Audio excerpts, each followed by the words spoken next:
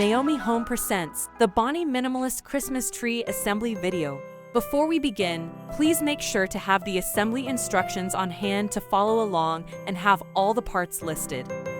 This artificial Christmas tree comes as shown with pre-assembled lighting that makes setting up that much easier. To commence, extend the legs of the stand so they form an X shape. Thread the eye bolts into the stand.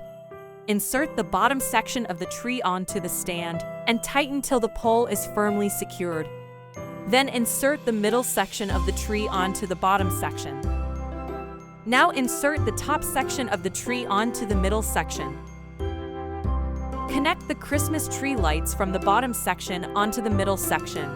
Do the same for the middle and top section.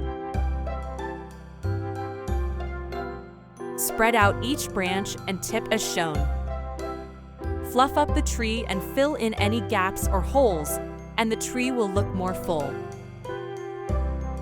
And there you have it. Your Bonnie Minimalist Christmas tree is complete and ready for use. Thanks for watching. Please like, subscribe, and share for more Naomi Home content. You can find the product link and more in the description below.